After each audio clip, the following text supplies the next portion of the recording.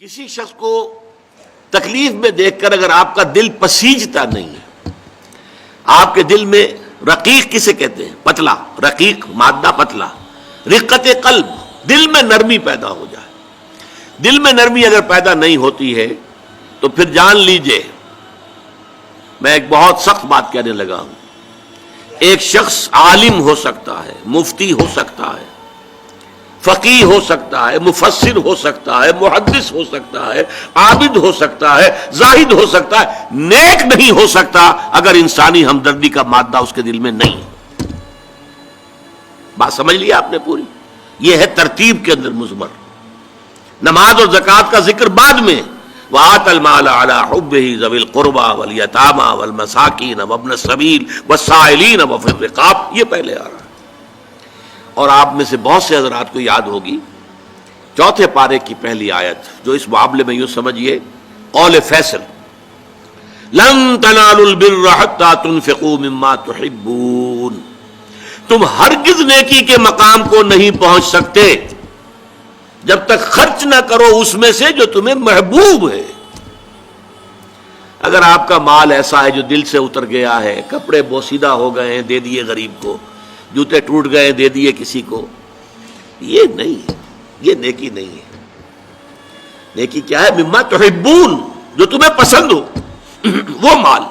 لن تنالوا البر، یہ نوٹ کر لیجیے جنہیں عربی سے کوئی تھوڑا سا بھی کوئی مس ہے کہ لام اور نون کے ساتھ جو نفی آتی ہے فعل مضارع کے اندر، اس سے زیادہ تاکیدی نفی نہیں. لن تنالوا البر، ہرگز ہرگز نہیں پہنچ سکتے نیکی کے مقام کو، حتیٰ تنفقوا مما تحبون، جب تک کہ تم خرچ نہ کرو اس میں سے جو تمہیں پسند ہو. اپنے محبوب مال کو جب تک خرچ نہیں کرو گے اللہ کی رضا مندی کے لیے، اللہ کی رضا جوئی کے لیے، اس وقت تک نیکی کا مقام حاصل نہیں کر سکتے. حدیث میں نے آپ کو سنا دی، من یحرم الرفق، رفق کہتے ہیں دل کی نرمی، اسی سے لفظ رفیق بنا ہے. رفیق وہ ہیں جو آپس میں ہمدرد ہیں، غم گسار ہیں، ایک دوسرے کا درد بانٹنے والے ہیں، ایک دوسرے کے دکھ کو اپنے دل میں محسوس کرنے والے. میں نے ہمدردی کی وضاحت پچھلی نشست میں کی تھی. ہمدردی، ہم جماعت، ایک جماعت میں پڑھنے والے، ہم عصر، ایک زمانے کے لوگ. ہمدرد وہ جن کا درد جو ہے وہ کامن ہے، مشترک ہے، ایک کے درد کو دوسرا محسوس کر رہا ہے. خنجر چلے کسی پہ تڑپتے ہیں ہم امیر، سارے جہاں کا درد ہمارے جگر میں ہے. یہ ہے در حقیقت نیکی کی اصل روح.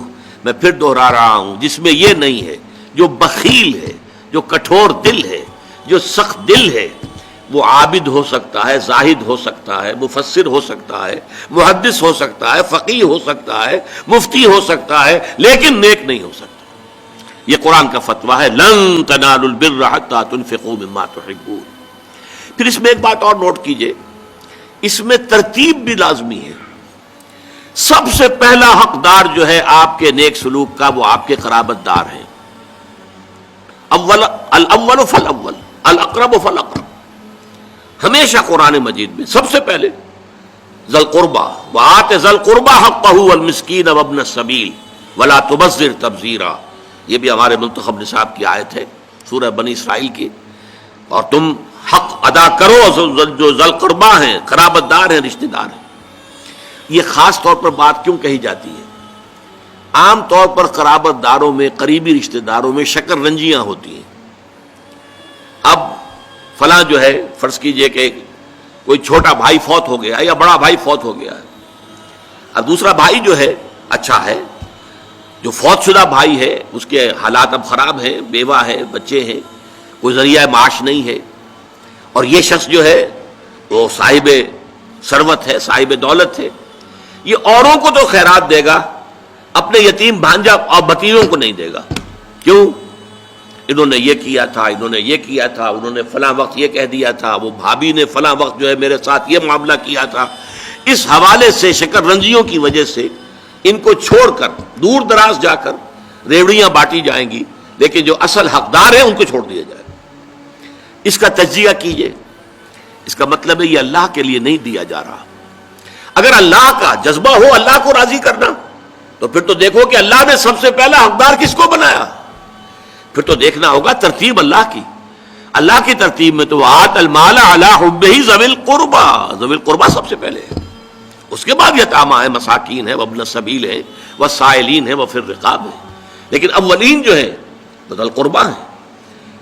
حدیث آتی ہے کہ حضور نے فرمایا من احب للہ وابغض للہ واعطى للہ ومنع للہ فقد استکمل الایمان.